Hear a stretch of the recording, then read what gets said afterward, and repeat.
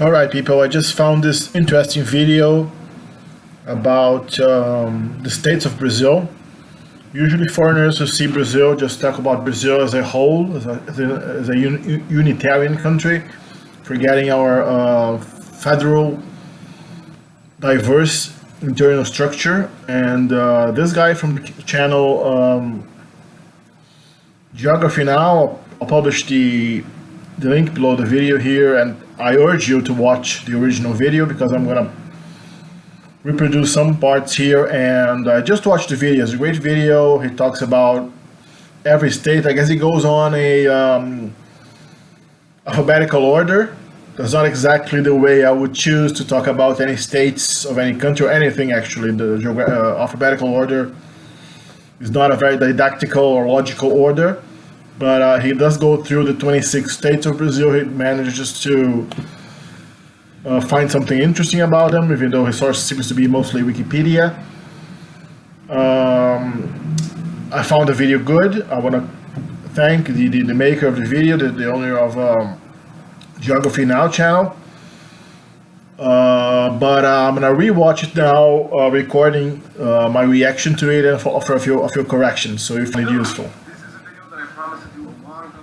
Just now explaining the states of Brazil. I checked my demographics, and Brazil is one of the top 15 countries subscribed to my channel. Now, full disclosure, I am not Brazilian. I have never even been to Brazil. I would absolutely love to go. So what I've done is I have talked to a lot of you guys, the Brazilian geography peeps, to help me with this video. And I know a few Brazilian people here in LA. I asked you guys to explain what you thought about each of the states of Brazil. So if I get anything wrong, it's your fault. So yeah, let's just jump into it. Acre. There's a joke. Acre doesn't exist. And there's So yeah, he decided to make this video about the states. He starts with Acre, which is the alphabetically first state in Brazil.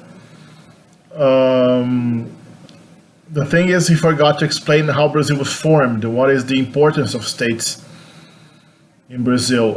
Brazil was formed by Portuguese colonization, and not exactly like the United States. Many people compare Brazil and the United States because they're countries the same size. They're also divided in states.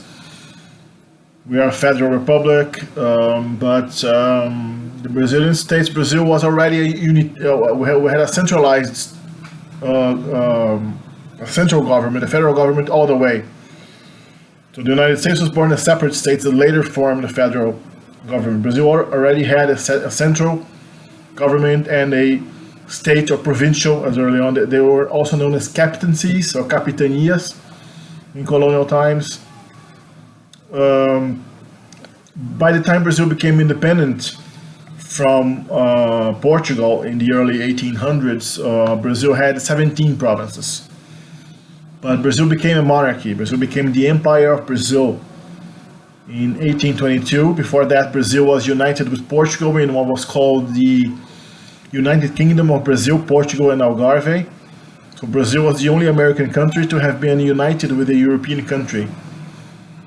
And from 1808 through 1821, the Portuguese royal family actually lived in Brazil. The capital of Portugal, the capital of the Portuguese Empire, was Rio De Janeiro.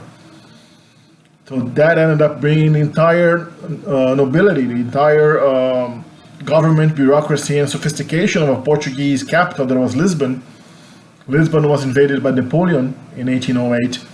So the British, who were allied to the Portuguese, escorted the entire Portuguese elite, the entire Portuguese royal family and bureaucracy out of Lisbon, across the Atlantic, Rio de Janeiro in 1808. So even after the Napoleonic Wars ended in 1815, they still decided to stick around for another 6 years. They liked it here, so they stayed in Brazil. If you go to Rio, in Rio you find a lot of royal palaces. Nowhere in the New World, be it in South America, Central America, or North America, do you have a monarchy. There are no royal palaces, no imperial palaces. But if you go to Rio, even if you go to Sao Paulo and other places in Brazil, you find remnants of the Brazilian Empire. After we became independent from Portugal, the son of the Portuguese king, who was the Prince of Brazil, and was the regent of Brazil after the Portuguese royal family returned to Portugal in 1821. In 1822, he decided to proclaim himself the Emperor of Brazil and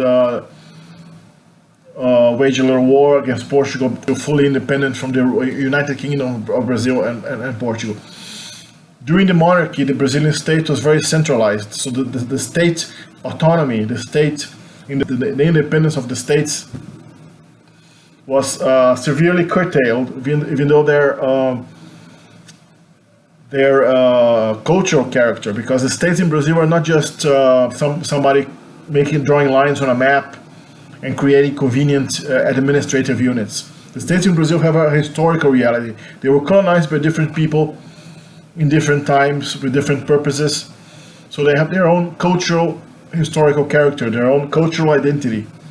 So states in Brazil have their own flag, states in Brazil have their own constitution, the states in Brazil have their own taxes.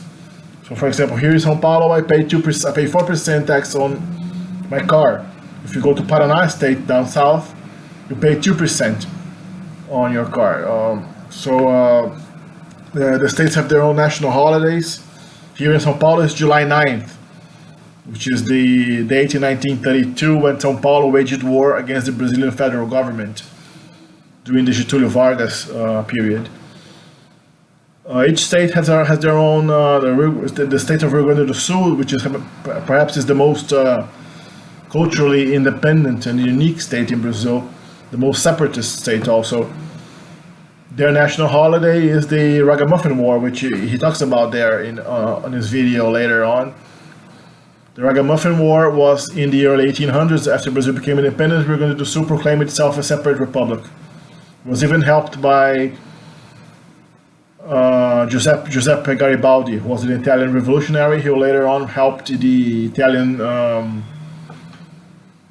unification in the 18th century. So the states are the imperial period in the 19th century. They didn't have the states didn't have much autonomy, but they remained very culturally strong. After the republic was proclaimed in the 1889, Brazil became a republic. Then there was precisely the opposite. The states became very strong. The federal government in Rio became essentially dependent on Sao Paulo and Minas Gerais as the most important agrarian states of that period. Brazil was a very agrarian country. It remains to this day, of course. Our agricultural production is enormous. But back then, Sao Paulo and Minas Gerais, from 1889 all the way, especially from 1894, I'd say until 1930, when Getúlio Vargas stepped in, almost every president in Brazil was basically dictated by Sao Paulo and Minas Gerais state. Typically, the governor of, which back then was called the president of the provinces, the president of the states, the governor of Sao Paulo and the governors of Minas would alternate in the federal government as presidents. Well, let's continue here. Probably dinosaurs in it. Very few people in Brazil have actually been to Acre, let alone met somebody from Acre. I actually did meet two people from Acre here in Los Angeles. They were two gay guys that were gay for each other, but the point was, more importantly, they were from Acre. The first thing they said was, Acre, to exist, and like...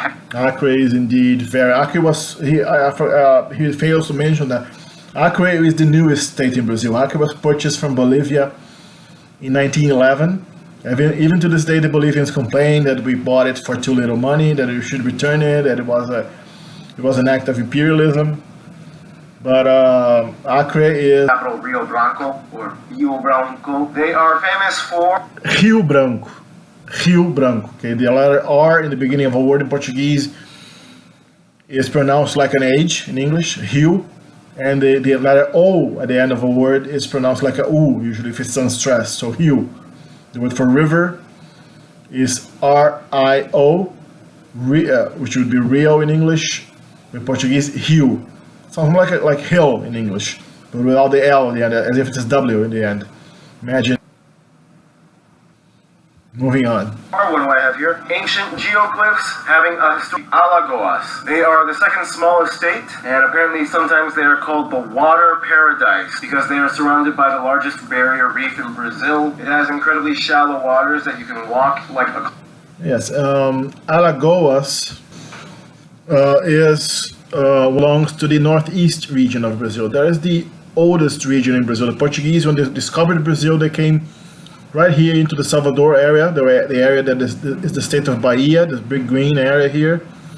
So Salvador was the first capital city of Brazil until 1753. Actually, 1763. Because the Portuguese were concerned that southern Brazil was too exposed to Spanish invasions coming from the Prata River, the Paraná River, which starts here in the Rio de la Plata, which Brazilians call Rio da Prata.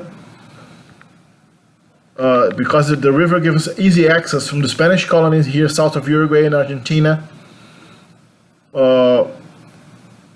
into Brazil. This river gives easy access to central Brazil and to southern Brazil. So this entire southern section of Brazil, from what is Rio here, Sao Paulo, and the other southern states, Rio Grande do Sul, where the Ragamuffin War was, and the Paraná state, which is colonized by Eastern Europeans, and the Santa Catarina state, which is the most German state in Brazil. All of this area was empty in the 1700s, so the Portuguese colonial colonial government changed it from Salvador to Rio de Janeiro. That's why Rio de Janeiro, which was a small village, became the capital of Brazil until 1960. Here's a much better map. You see the state of Alagoas, which is talking about right now, as part of these. There's a reason why these states are so small compared to many other states, because they're older. Usually older states tend to be smaller, as you can see in the United States, right? The 13 regional states were, to this day, they are much smaller than the Western states and central Midwestern states, Texas. So that is the early colonial area of Brazil, which also is today the poorest. Unlike the United States, where the earliest settlements became the most developed part of New England, the entire area from Pennsylvania to Maine to Vermont, including. Unlike that, the colonial areas of northeastern Brazil, this northeastern corner of Brazil, where Alagoas state is, Paraíba, Pernambuco, Bahia, Fortaleza here on Ceará state. All of this area became eventually, by the 19th century, was already known for its unusual level of poverty, even compared to most of Brazil. This entire region, known as Nordeste, Northeast, is its own cultural entity as well. We can talk about states only in Brazil. There are also regions. So the Northeastern State, this entire northeastern corner of Brazil, is seen by Brazilians universally as a cultural unity of states. Each has their own identity, of course, as the Northeast, much like the Southeast is to the United States, the South, the so-called Deep South. The Northeast in Brazil plays roughly the role that the Deep South plays in the United States. Mississippi, Alabama, Louisiana, all of these states, they're also, not by coincidence, also the poorest states in the United States, because they were also the most colonial. Northeastern Brazil was based on slavery, based on the plantation system, based on large properties that exploited slave labor brought from Africa, from colonial Brazil, from the 1500s all the way to the abolition of slavery in Brazil in 1888. Brazil was actually the biggest user of African slaves in all of history, much more than the United States. And the Northeast, especially the Salvador area, the Bahia, the state of Bahia, and to a certain degree Sergipe, are also the blackest places in Brazil, the coastal area. Most of Brazil's economy was based on the coast because sugarcane was planted only a few miles from the coast and easily exported through the coastal the ports. In colonial years, this place was called Portuguese Guiana. It's kind of like the most well-preserved. He mispronounced it a little. If there's an accent mark on the last vowel, it's because it's stressed on the last syllable. So it's not Amapa, it's Amapá. Amapá. The state of Amapá, as you can see here, is deep in the Brazilian Amazon. The state, the capital city of the state is crossed by the equator itself. Okay, Brazil is actually that's something that probably he never said. I never seen anybody say that about Brazil on geographical videos or documentaries. But Brazil is the only country in the world that is crossed both by the equator and by either one of the tropics. So Brazil has all of this territory here north of the equator, Roraima, Amapá states, part of Pará, part of Amazonas states, making up roughly about 6% of Brazil's territory, less than 1% of the population. And if you go down south, you see the Tropic of Capricorn, traversing Brazil right around Sao Paulo. The Tropic of Capricorn actually crosses the city of Sao Paulo, right between the city center and the international airport north of it. So southern Brazil, this entire region, beginning in Sao Paulo, right all the way to the south, is no longer tropical. It's subtropical to almost temperate. If you go to especially higher elevation, you find colder temperatures, and that's why also European immigrants ended up settling this area beginning in the 19th century. But back to the Amazon, he's talking about Amapá state. Indeed, Amapá is a continuation of the Guianas. Here there's the English Guiana, there's Suriname, which is the Dutch Guiana. Was renamed Suriname after independence from the Netherlands. And French Guiana, which still is a French department. It still belongs to France. Actually, it's part of the European Union and it's a part of the Eurozone. As you can see here, the Brazilian sign, the border between Brazil and French Guiana. There is a bridge that was built recently, the stay cable bridge connecting the two sides. Here's the French side, Guyane Française. Here's another French sign, Frontière Brésilienne, Oiapoque. Oiapoque is the name of the river and the name of the city, that border, the Brazilian city that borders the French area. Some signs just say France. Because the French government doesn't recognize colonies. They have French overseas departments. So if you're born in French Guiana, you're French. If you go to French Guiana, it's a part of France. If you attack French Guiana, you're attacking France. So this is technically a Brazilian border with the European Union and with the French Republic. The largest state of Brazil. They hold the largest territory of the world's largest rainforest and the most biodiverse region on the planet. Also, obviously, it has the largest number of indigenous tribes. Capital, they have a cool opera festival. From what I was told about the state of Amazonas, he forgot to say that its capital city, Manaus, is also home to the industrial zone of Manaus, also called the free zone of Manaus, Zona Franca de Manaus, which is a very interesting experiment in industrialization in the Amazon. You find many Brazilian electronics industries, as well as light vehicle industries, such as motorcycles, light commercial vehicles,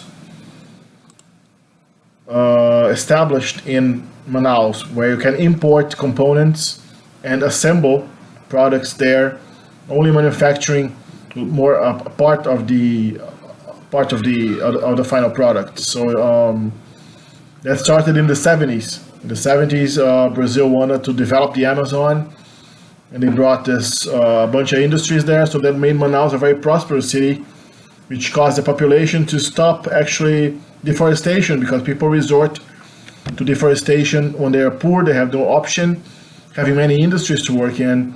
The poor resort to industrial jobs, even if it's cleaning the floor of the factory in many cases. But it's better than resorting to slash and burn agriculture, which is the case in many other Amazonian areas, and also to raise cattle, plant soybeans. That's why the immediate jungle around Manaus is one of the best preserved natural habitats in Brazil, because even though it's around a city that has over 2 million people, it's quite well preserved. There's very little destruction of the Amazon around Manaus, precisely because of its industrialization. Now he moves on to Bahia. He says Bahia, but it's not the H is not pronounced. Bahia is actually an old spelling for the word that is Bahia in Portuguese, which means bay, a geographical area, like a gulf, a small gulf. So it's in modern Portuguese, it's spelled B-A-I with an acute accent over the I and A, B-A-I-A. In archaic Portuguese, it was spelled as it is now, as the state didn't change its name, even though the word changed spelling. The name of the state remained the old spelling that was valid until the early 20th century. Bahia is, as I said before, is a part of the Northeast, so it's a part of the cradle of Brazil. We see Bahia here, the state of Bahia, Salvador, the first capital of Brazil, and it's the cradle of African Brazilian culture, because it's colonial Brazil was based on African slavery largely. So Brazil was the largest consumer of African slavery, much more than the United States. Most of them ended up in this region between Northeastern Brazil and Rio de Janeiro.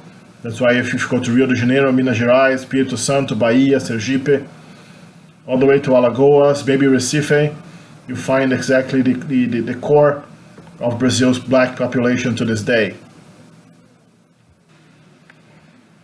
So acarajé. Acarajé is far from being a Brazilian word. It's actually a Nigerian word.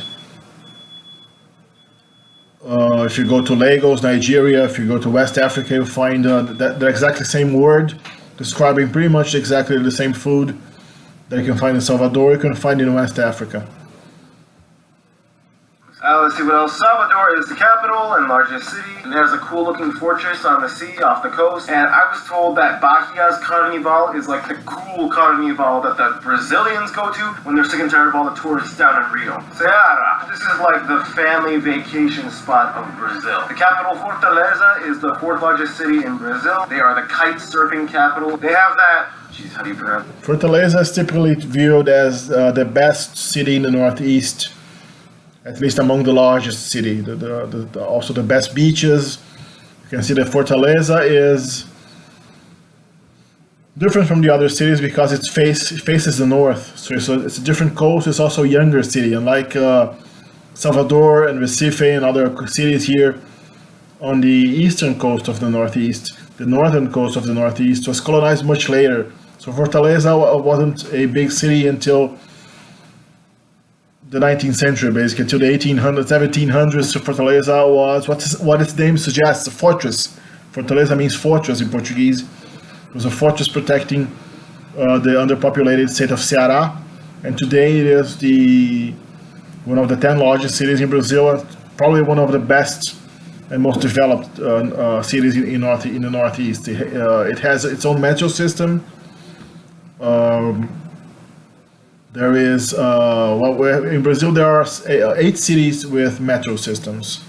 Fortaleza, Recife, Salvador in the Northeast. There's Brasília, the capital city. Belo Horizonte has a small commuter system on the surface. Rio de Janeiro has a big commuter system and a 3-line metro system, underground system. Sao Paulo has a 5-line underground system complemented by 1 monorail line and the 7 suburban rail lines, by far the largest system in Brazil. Porto Alegre also has its superficial suburban rail system.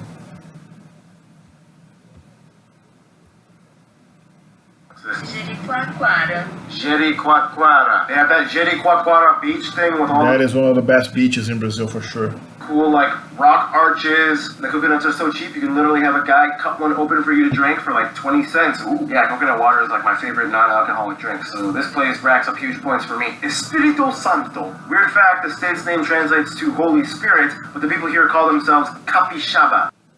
Countryside and the ranches, very hot and humid. Some of you guys have told me that Goiás is kind of seen as like the capital's bodyguard. Like they work together and they share all the government secrets. Kind of like what Maryland and Virginia are to Washington, D.C. Let's see, Goiânia is the capital, known for having the largest green area per inhabitant in the world after Edmonton, Canada. But yeah, it's like an agriculturist, low-key, access to the government files state. Maranhão is...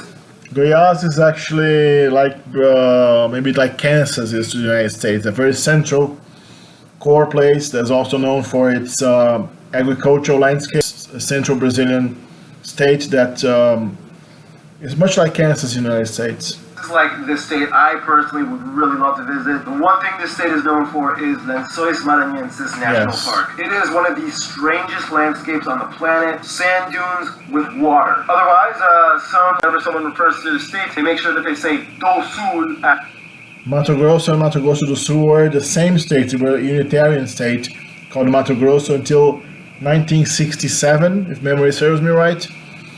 Given that the southern part was too far from the northern capital city of Cuiabá and had a distinctive culture, they decided to split in the 60s.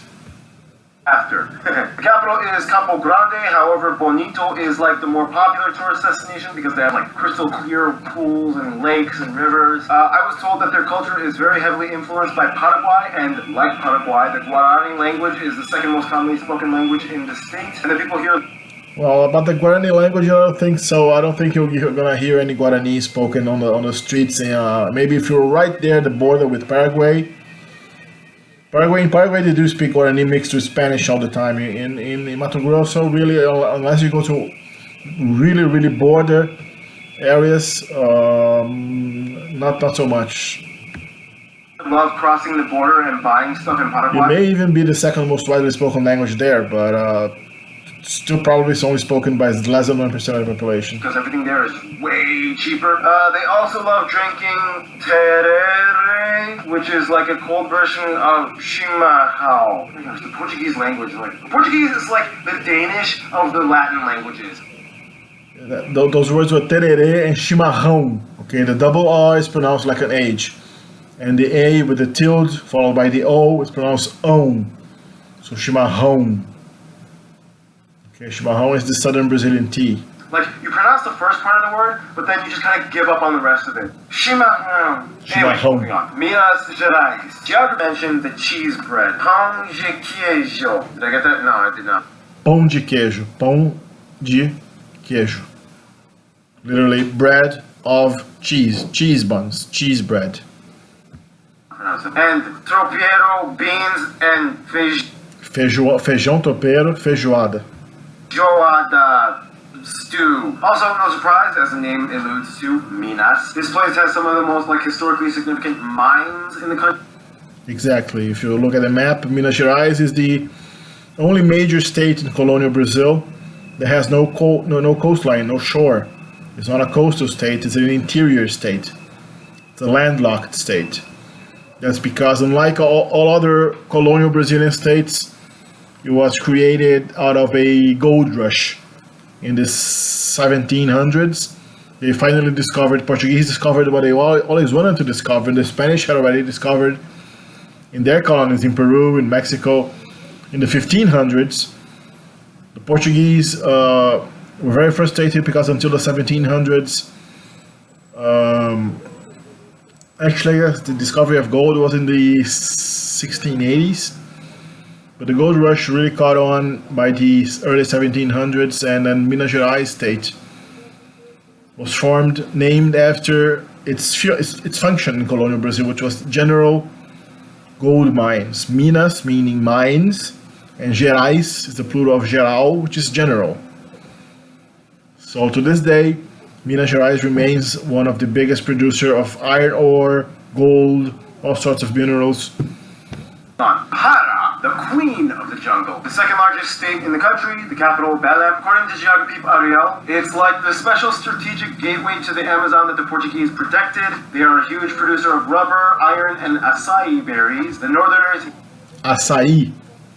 Okay, acai is their main... food specialty, because you make a paste out of it and you eat it like a dessert. The capital city, Belém. Belém is actually the Portuguese word for Bethlehem. Okay, for the biblical city, Israeli city of Bethlehem. Acai salty, while the southerners eat it with ice cream. They are also famous for brega music, and lots of dams were built here to power the entire country. Now, brega music is exactly. I guess you were pranked there, buddy. Brega means something that is in poor taste, something that is corny. Okay, yeah, some people refer to many sorts of music from Pará state, such as lambada, if you remember in the 90s. There was this awful fad with Brazilian lambada music that is seen as corny, as bad taste music. That may be associated with the state of Pará in a few instances. Also, it is here where they grow the most Brazil nuts, which, by the way, in Brazil, they call Brazil nuts para nuts, because Paraíba. Castanha do Pará. Quite a few of you guys have told me that this is like the calm state of Brazil. It's like the perfect place to retire. Apparently, the capital, João Pessoa, is located... João Pessoa. You can see it here on a map. The city until the 1930s was known as Paraíba City, but João Pessoa was a candidate to the vice presidency in the 1930 election, but he was murdered. People thought there may be a political reason, but he was murdered just because of a jealous husband who thought he cheated. His wife cheated with him, with that guy, with João Pessoa. So João Pessoa, the politician, was killed shortly before the 1930 presidential election, which actually caused a major upheaval in Brazilian politics, leading to the rise of Getúlio Vargas in the 1930s as the president of Brazil for 15 years. Getúlio Vargas is still seen by most historians and most presidents Brazil ever had. He's the founder of modern Brazil. So his vice president, his running mate, was killed, and he was from Paraíba. So after he was killed, the city of Paraíba was renamed João Pessoa. On the easternmost point of the American continent, known as Ponta dos Seixas. Also, it was a former Dutch settlement, and for 20 years it was known as Fredrikstad, Paraná. So many of you guys have told me. Yes, northeastern Brazil, in addition to being the cradle of Brazil, was also settled by the Dutch in the 1600s, especially around what is now the city of Recife. That was the center of Dutch Brazil in the 1600s. Then eventually the Portuguese/Brazilians reconquered the area and it was reincorporated back into Brazilian territory.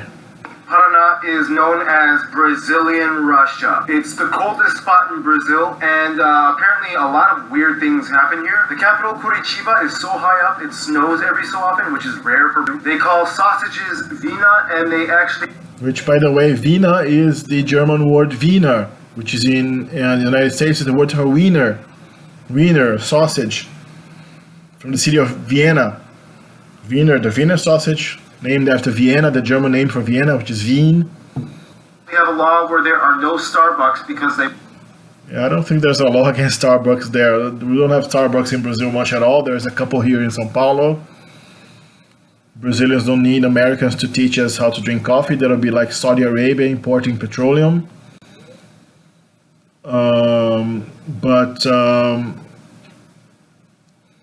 Paraná State is indeed colonized by mostly Eastern European immigrants. Most people in Paraná State are Polish and Ukrainian. There are significant German, Italian, Portuguese, Japanese, Spanish, Lebanese immigrants like most of southern Brazil. But the typical person in the state of Paraná, including its capital city, Curitiba, which is typically seen as the most developed city in Brazil, also the city that invented the bus rapid transit system in the 1990s.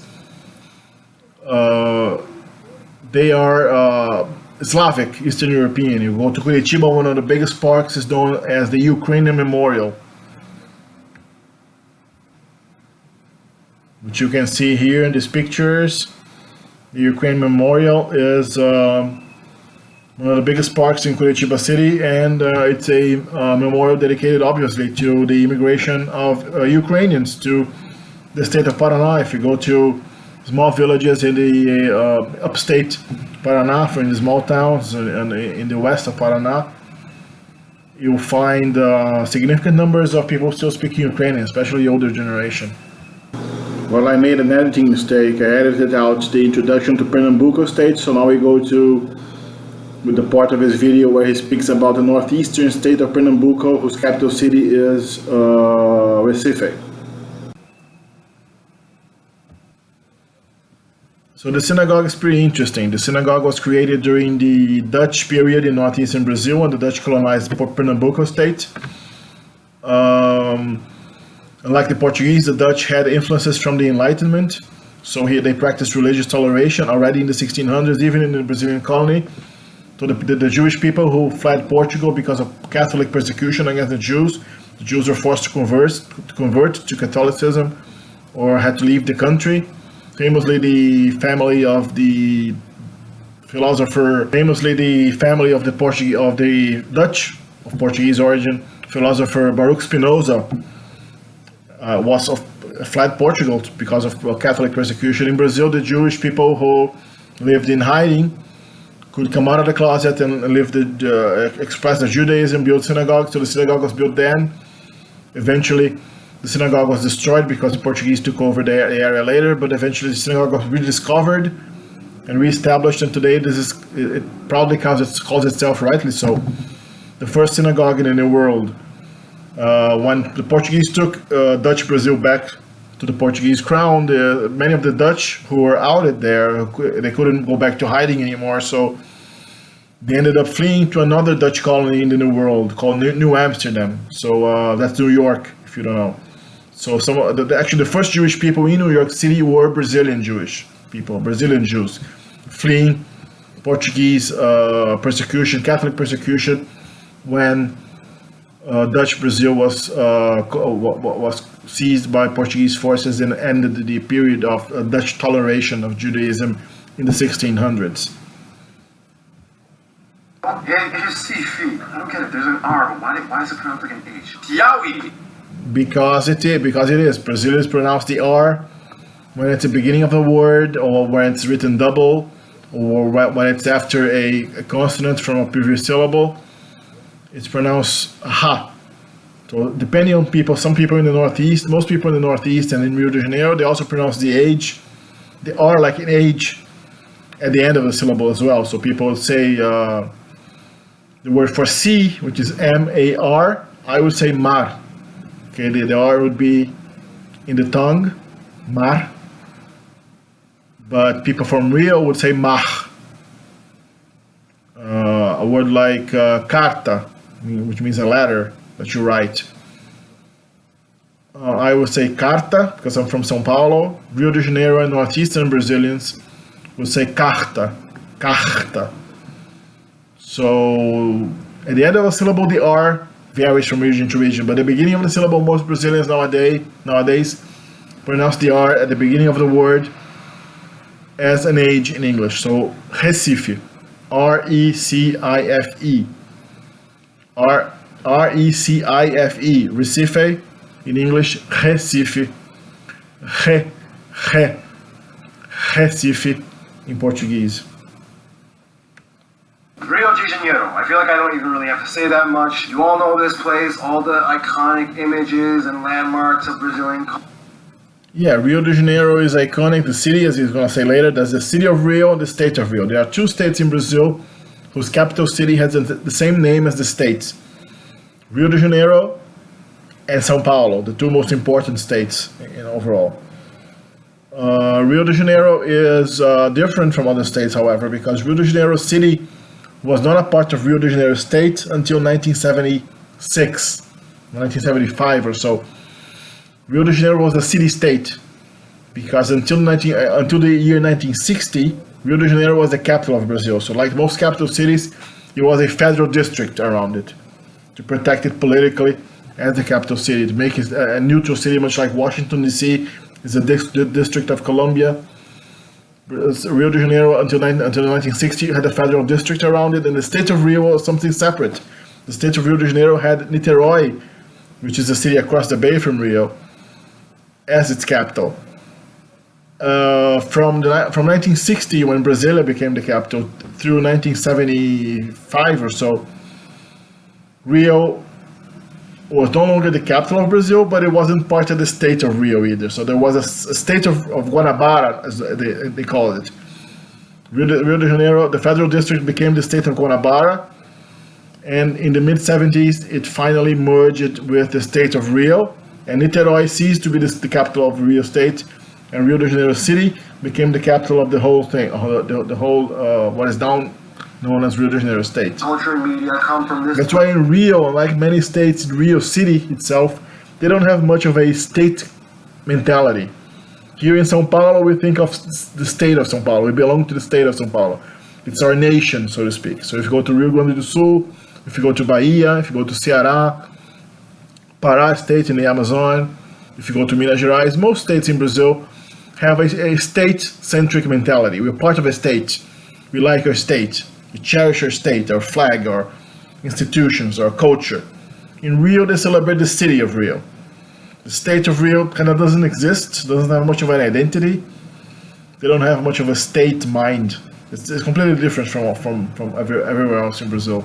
Place, the Christ the Redeemer statue, Copacabana Beach, Sugarloaf Mountain, Rio de Janeiro state is heavily reliant on its offshore drilling platforms. The revenue that comes from the exploration, the extraction of petroleum offshore the state of Rio. Almost all of Brazil's petroleum since the 1970s historically has been extracted from these offshore platforms from Rio, and they get a lot of money from that industry, and that's why one of the reasons Rio actually maintained itself as a very important state, even though the capital city moved to Brasília. It lost the federal government, which was a major source of revenue, even though many government branches and companies and agencies remain in Rio to this day. It lost the federal government, and Rio also had an explosion in crime and poverty. Its famous slums and favelas grew exponentially since the 70s. And so Rio has been facing, even though it had the Olympics a few years back, it still hasn't found its way economically out of its lost identity as the capital of Brazil. It can see itself as Brazil's second city, or it's even Brazil's third city, because Sao Paulo is by far the most important city economically in Brazil. Brazil is the federal government, and what is left for Rio? Carnival. So it needs to find a better way out, and so far its success has been partial. Rio Grande do Norte, the Christmas state. The capital is even called Natal, the word for... Yeah, Natal, Portuguese were very Catholic, and when they discovered the place near the date of Christmas, they named it after Christmas. So that's the word for Christmas in Portuguese is Natal. That's why if you go to South Africa, there's a whole province known as Natal. That's because the Portuguese discovered South Africa. The Portuguese discovered Brazil when they were on the way to India, which was also the reason why they discovered South Africa, because they had to go around the continent of Africa, prove that it was possible to navigate around Africa and go all the way to Asia, avoiding the Muslim zone of influence. So Brazil was discovered as a side effect, as a sidekick. Brazil exists as an accidental sidekick to the Portuguese quest for India. And South Africa also exists largely because of that, even though the colonization of South Africa was eventually undertaken by the Dutch and the English. There are some names, if you go all over Africa and even Asia, you find Portuguese names scattered all over the place. You got the largest city in Nigeria, Lagos.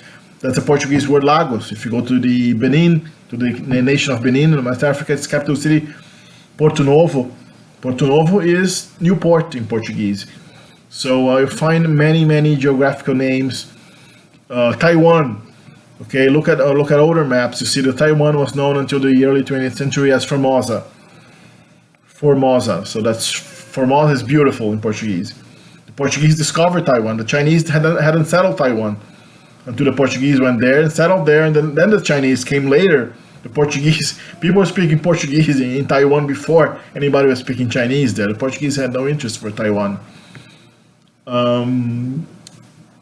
Not to mention many Portuguese words that find their way. The Indonesian word for butter is manteiga, which is the same word we use here in Brazil.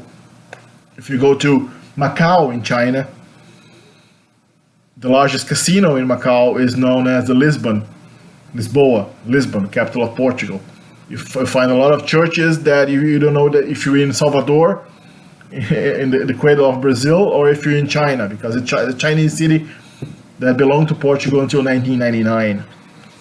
Moving on. Christmas. And every Christmas they go all out and have a huge party in Rio Grande do Sul, the southernmost state, capital Porto Alegre. Now, I've met quite a few people from this specific state from Brazil. People here are known as gauchos, similar to Argentina and Uruguay. This is like the actual Portuguese pronunciation for the word gaucho. Gaucho is right in Spanish, and in English you typically adopt the Spanish pronunciation that is common in Argentina. The word itself is a generic designation for the cowboys and cattle herders of South America, southern South America, mostly the Argentina, Uruguay, southern Brazil area. But in Brazil we say gaúcho. There's a hiatus there, not an ow diphthong, so au, gaúcho. And the CH is not pronounced in Spanish. The CH in Portuguese is pronounced like the SH in English. So gaúcho, gaúcho. So the people who are born in Rio Grande do Sul, regardless of being a cowboy or not, are automatically referred to as gaúchos. So the culture of Rio Grande do Sul is known as cultura gaúcha. This is just an adjective for Rio Grande do Sul. State of Brazil. They have a huge, distinct German and Italian population. They have their own accent, cuisine. Yeah, much of southern Brazil. He fails to mention that actually Santa Catarina, which is just north of Rio Grande do Sul, Santa Catarina is the most German state. Rio Grande do Sul has a lot of German, has a lot of Italian, and a significant Portuguese amount. There's also Spaniards, Eastern Europeans, of course, Polish people, Lebanese, Syrians. Don't forget that Brazil has the largest Lebanese diaspora in the world. There are more, if you count descendants, depending on who you consider Lebanese, but there are maybe more Lebanese people in Brazil than there are Lebanese people in Lebanon. So that goes for most of southern Brazil. Everywhere south of Rio was colonized mostly by European immigrants. They're very famous for their... Yeah, they are also the home for the churrasco, the barbecue, the Brazilian barbecue. If you go to Brazilian restaurants in the United States, in Europe, not actually Brazilian, because there is no Brazilian cuisine. There is gaúcho cuisine, there is Sao Paulo. Sao Paulo doesn't even have a cuisine because Sao Paulo is like the United States. It's a place of recent immigration. But there's Rio De Janeiro cuisine, there's Minas Gerais cuisine, and the barbecue, the Brazilian barbecue, the habit of not only having these huge bloody chunks of beef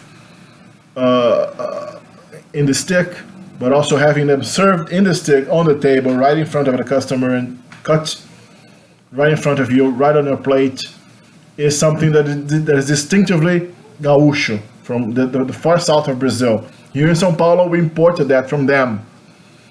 So here in Sao Paulo, we have a lot of that because Sao Paulo is like the hub of all Brazilians, the locomotive. Everybody comes to work here because it's the center of Brazil's economy, the most prosperous state. But that is not ours, that is theirs. So there is no such a thing as Brazilian cuisine. As you can see there, rightfully, the maker of the video points that out. Barbecue. There's a lot of history here. At one point, they tried to secede in the Ragamuffin War, right? I think that's what it was called. Or the Farroupilha Revolution. Then they had a war with like all their neighbors, Argentina, Uruguay, Paraguay for some reason. No, that is not they. The Paraguay War in the 1860s was a war that Brazil waged against Paraguay in alliance with Argentina because the Paraguayans wanted to invade Brazil and Argentina to get away to the ocean. Paraguay is a landlocked country. In the 1860s, there was a rumor, there were reasons to believe that Paraguay was about to invade Brazil. It was a suicide mission because even back then, Brazil, even though Brazil was like 50 times less powerful than it is today, Brazil was just so much larger than Paraguay. Brazil is about, what, maybe 20 times the size of Paraguay. Invading Paraguay, killing much of the population. That was the last major war Brazil, the only major war Brazil was ever involved in, and also, fortunately, the last one, the Paraguay War, also known as the War of the Triple Alliance. It's crazy. These people did a lot of fighting. But yeah, they're very distinct from the rest of Brazil. A lot of the people here actually still speak their mother tongues, like German, Italian, and Polish. They have Oktoberfests. The southern part of Brazil, it's very different from the rest. The Oktoberfest is actually celebrated in the state of Santa Catarina, which is the most German state. Rio Grande do Sul is not as German. Rondônia. The capital is Porto Velho. I was told this is Porto Velho. Porto Velho. like the wild west of Brazil. It's like the frontier between the humid Amazon and the dry Cerrado. A huge portion of the state is native territory belonging to 21 indigenous people groups, one of which only has about 5 members left. Unfortunately, it's also kind of known as the state with the worst deforestation rates. A lot of the land is cleared for agriculture. Yeah, Rondônia lost much of its Amazon coverage. It's in the southern Amazon. Let's go to the map here. As you can see here, Rondônia is in the southern, most exposed, most fragile parts of the Amazon, precisely the part that was burned for cattle raising, for soybean planting over the past 50 years. The name of the state comes from Marechal Rondon. Rondon was the last major heroic explorer of the Amazon in Brazil in the 19th to early 20th century. He also famously traveled with Theodore Roosevelt, the former American president, who wanted to explore the Amazon. And when he came to Brazil, he sought the aid, he sought the help of Marechal Rondon, who was then already by far the most experienced living explorer of the Amazon. And together with Roosevelt, Rondon made one of the final historical explorations of the Western Amazon, even discovering a new river, which to this day is known as River Roosevelt. Yeah, it's like Acre's twin, you know, shrouded in mystery. Nobody knows anything about it. What's going on? What are you hiding, Rondônia? Roraima, the northernmost state, and the capital Boa Vista is the only capital that is north of the equator. This place is famous for the tri-point border between Guyana and Venezuela at Mount Roraima. Basically, it's that really cool flat-top mountain that was the inspiration for the movie Up. And apparently, a lot of people are now paying attention to this state because a lot of Venezuelans are crossing the border because, you know, they're trying to escape the economic hardships implemented by the harsh Maduro regime. But yeah, basically, think of the movie Up with a wave of illegal Venezuelan immigrants coming in. It's true, though. It's kind of true. Santa Catarina. The capital, Florianópolis, is actually on an island off the coast. According to Judge... Yeah, Florianópolis is probably one of the best cities in Brazil to live. It's like, I would compare it very accurately to the Brazilian version of San Francisco.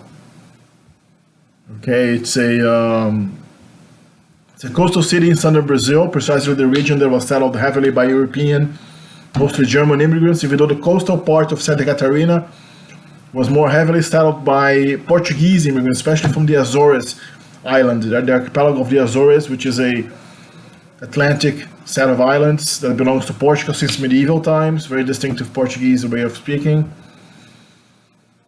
That is the postcard of Santa Catarina's capital city, Florianópolis.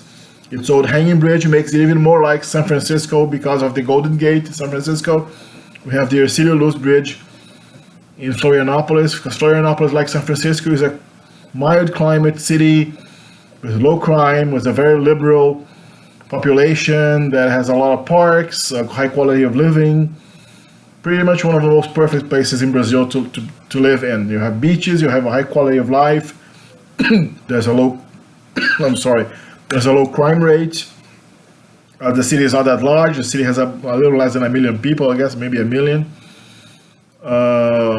It's basically, there are also modern bridges as well. The old bridge has been shut down for a few years for renovation that never seemed to end, but I guess they are finally completing it. There's a new bridge connecting, because most of the city is on an island off the coast, and some of the cities on the continental part. There's a set of bridges connecting the two sides. As you can see, the city has a lot of parks, a lot of green areas, very high quality of living. Eduardo, it's kind of like a place that fuses urban and nature together. The people here are famous for being interesting fishers. Apparently, in the town of Laguna, the fishermen have made a strange alliance with the dolphins, in which the dolphins help them catch fish, and the fishermen give the dolphins the leftovers as payment. So yeah, basically, if you want to meet people that can talk to dolphins, go to Santa Catarina. Sao Paulo. This is basically the New York of Brazil. Sao Paulo is nicknamed the locomotive of Brazil, and it is like the working machine that that keeps Brazil afloat. It is the most populous state with over 45 million people. It has the largest economy and is by far the richest state. It alone... He shows mostly pictures of Sao Paulo city itself, like Rio.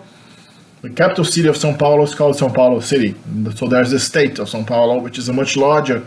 Unlike the state of Rio, that is small, it doesn't have much of a... It's pretty much, the state of Rio is all about the city of Rio. The other cities are just so much smaller. In Sao Paulo, there's a whole network of large and medium cities spread throughout the state. You can see here in the map. The state of Sao Paulo is not that large. It covers about 3%, 4% of Brazil's territory. It's about the same size as the United Kingdom, okay? So it's not small compared to Brazil, of course, because Brazil is huge. But as a country, it is as big as a country. It's about the same surface area, 250,000 square kilometers. The same surface area as the United Kingdom, a little bit smaller than Germany. You can see the coastal region as Santos, which is a port city, the largest port in Brazil and the largest port in South America.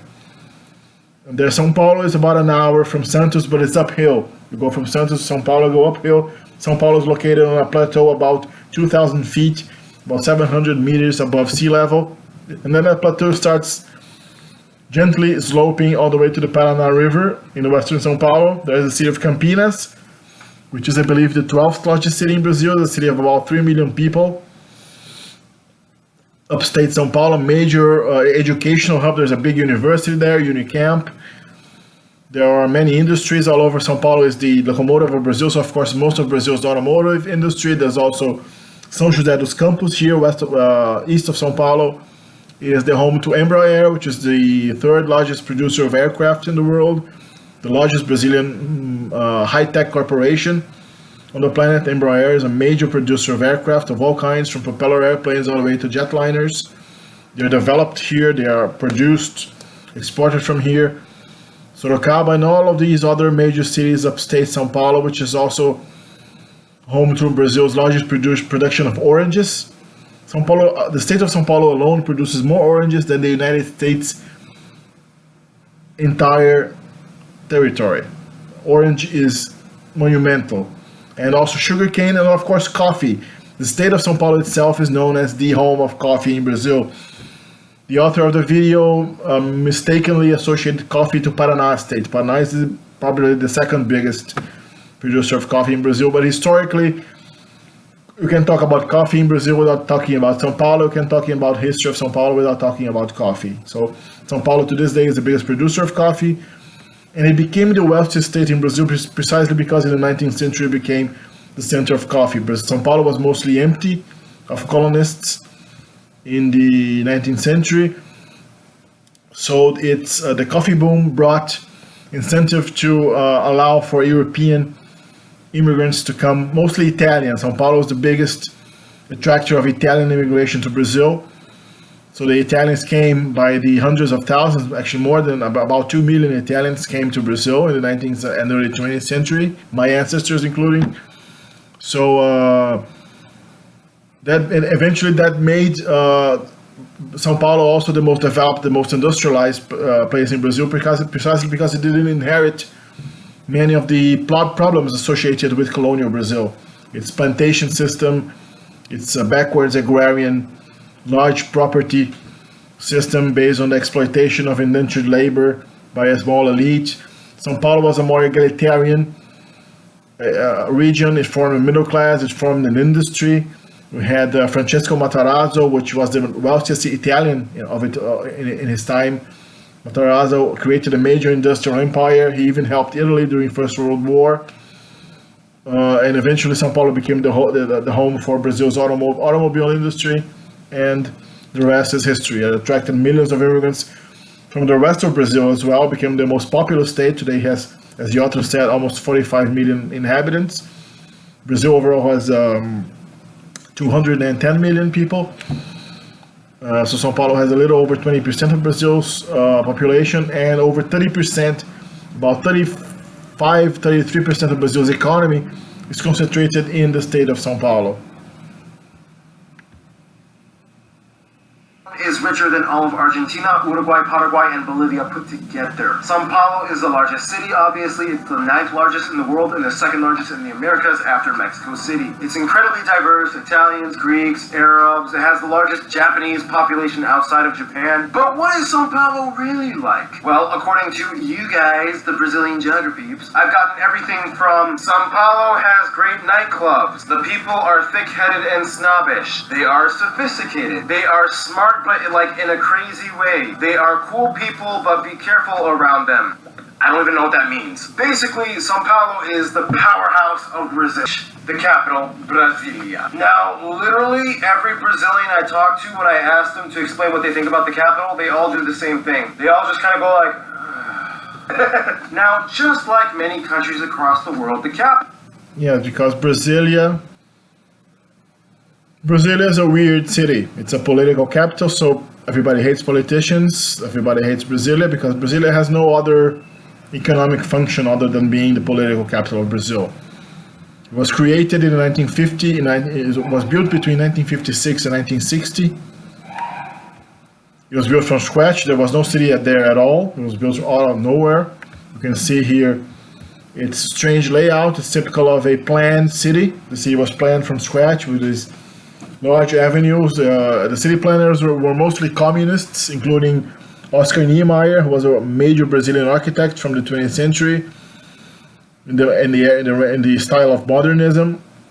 Lucio Costa was the urban planner, who was also pretty much a left-winger and a communist. So he created this, like a Soviet Central Asian city for big military parades and all these avenues. And the city has no corners.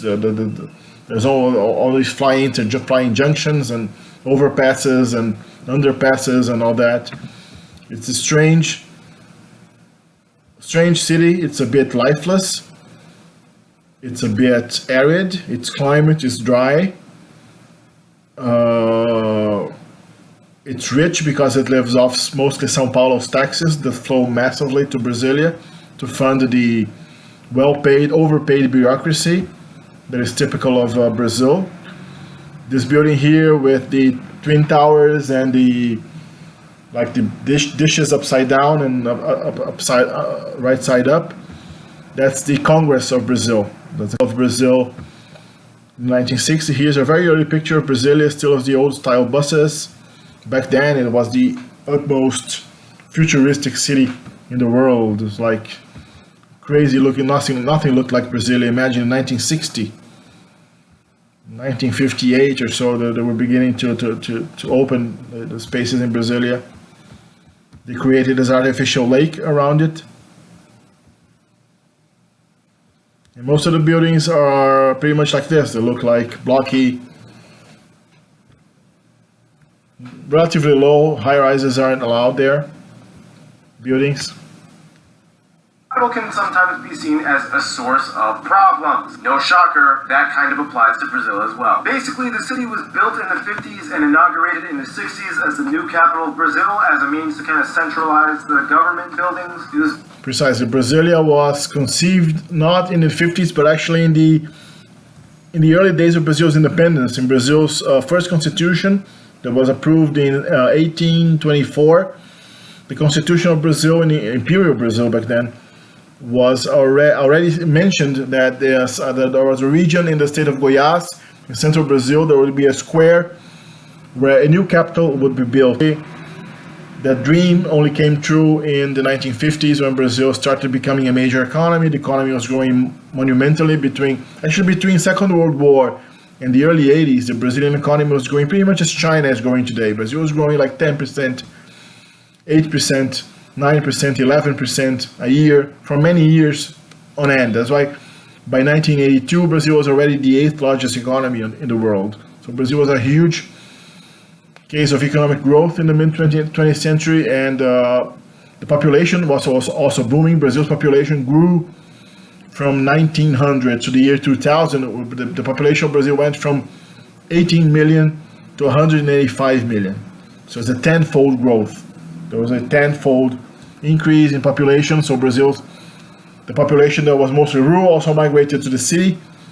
So the cities in Brazil from 1900 to the year 2000 grew about 35 times in size.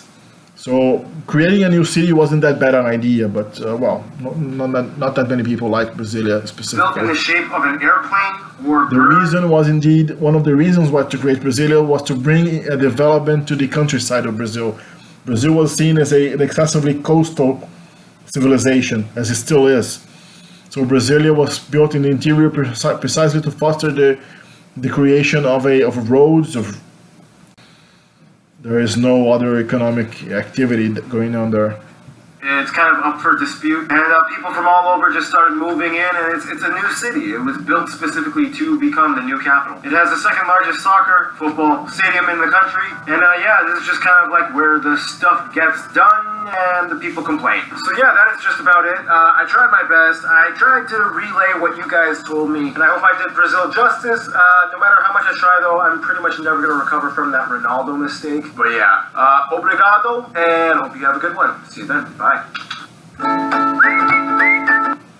Well, thank you for your video. I don't know your name, but you are, I'm talking here to the host of the Geography Now channel. I liked the video very much, and I hope that you enjoy it. So thank you to the creator of the Geography Now video about Brazilian states. I made this video in response to your video to enrich the information. I hope you learn new things, and I hope the other viewers learn more about Brazil's internal diversity. And well, my channel is about languages, so if you want to subscribe to my channel, it's beginning right now. I'm beginning my channel. I started a couple months ago. If you want to subscribe right now, you're going to learn a lot about languages of the world. You're going to learn something about Brazilian Portuguese, because I'm going to post a full course of Brazilian Portuguese here on my channel. And thank you for viewing. Leave your like, and well, goodbye.